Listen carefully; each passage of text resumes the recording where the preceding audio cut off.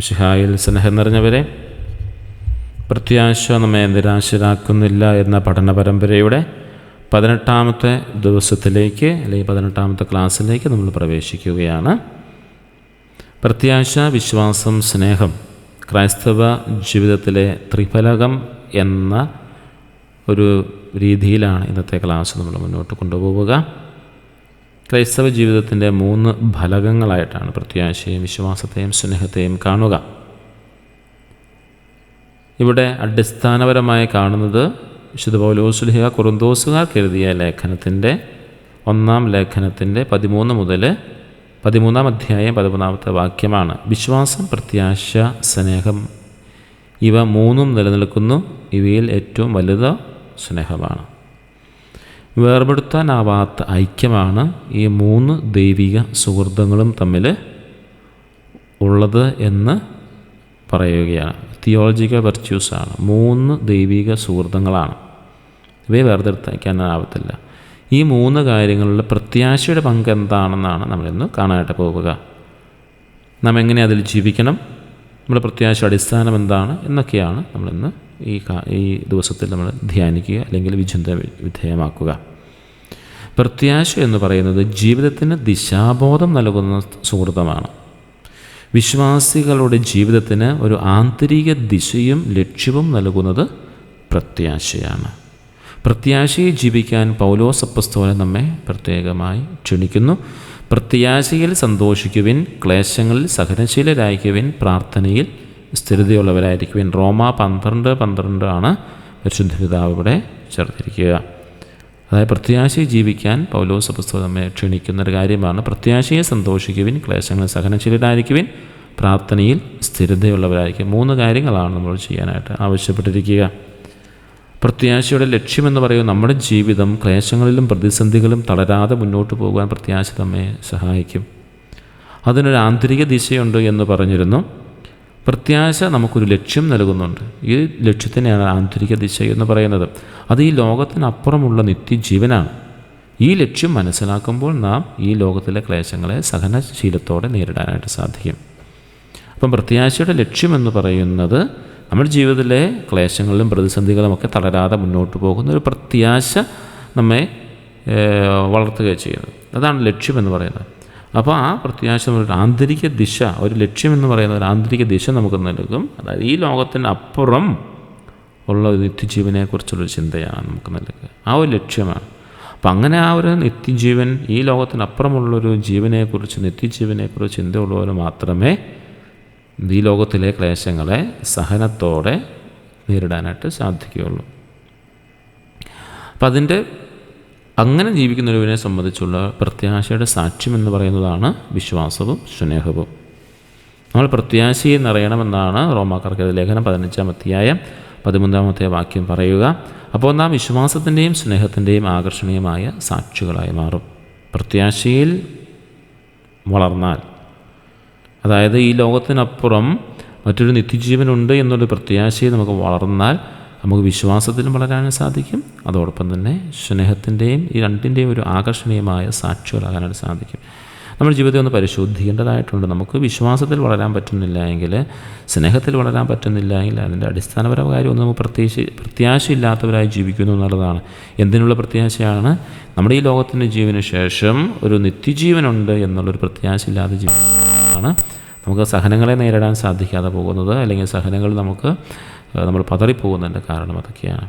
അപ്പോൾ വിശ്വാസം ആനന്ദകരമാക്കി നമ്മൾ മാറ്റാനായിട്ട് സാധിക്കും. നമ്മുടെ വിശ്വാസം നമ്മിൽ ആനന്ദം നിറയ്ക്കണം. അതുപോലെ തന്നെ സ്നേഹം ആവേശം നിറയ്ക്കണം. നമ്മുടെ സ്നേഹം മറ്റുള്ളവരിൽ ആവേശം ഉണർത്തുന്നതായിരിക്കണം.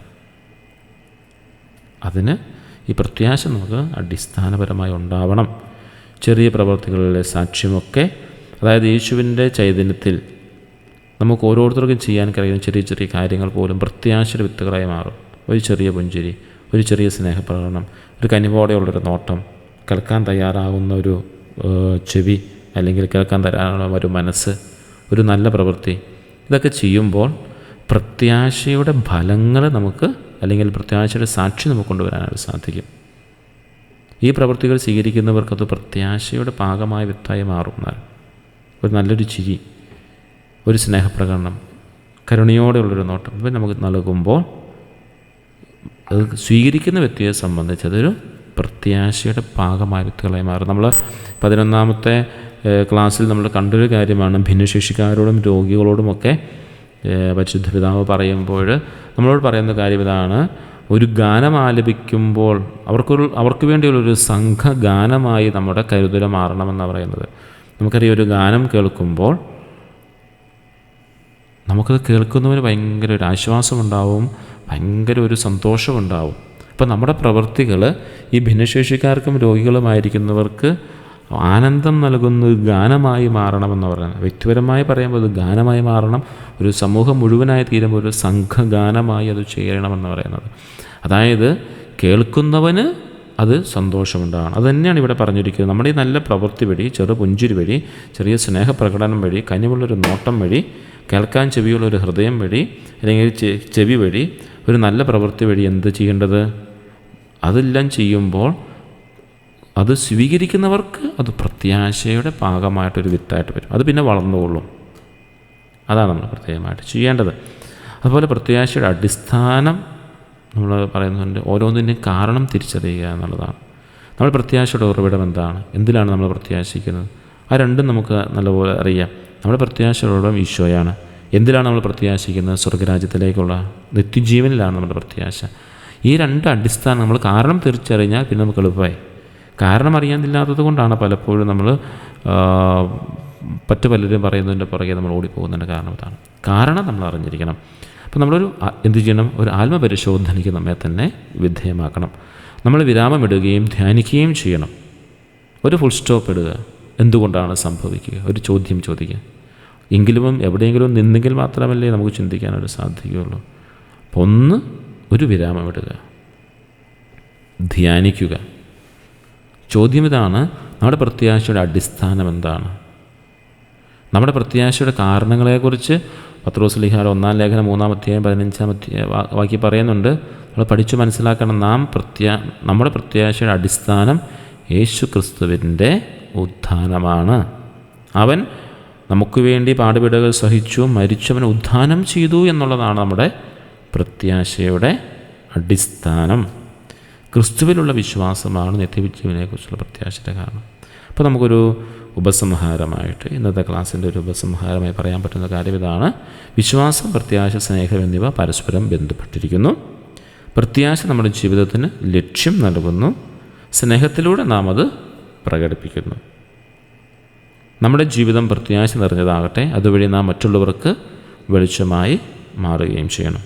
ഇന്നത്തെ ചോദ്യം ഇതാണ്: ഞാൻ പ്രത്യാശയെ സന്തോഷിക്കും, ക്ലേശങ്ങളിൽ സഹനശീലരായിരിക്കും, സ്നേഹത്തോടുള്ള ചെറിയ പ്രവൃത്തികളിലൂടെ മറ്റുള്ളവർക്ക് പ്രത്യാശയുടെ വിത്തുകൾ നൽകും. ഇങ്ങനെ പറയുവാനായിട്ട് നമുക്ക് സാധിക്കുമോ?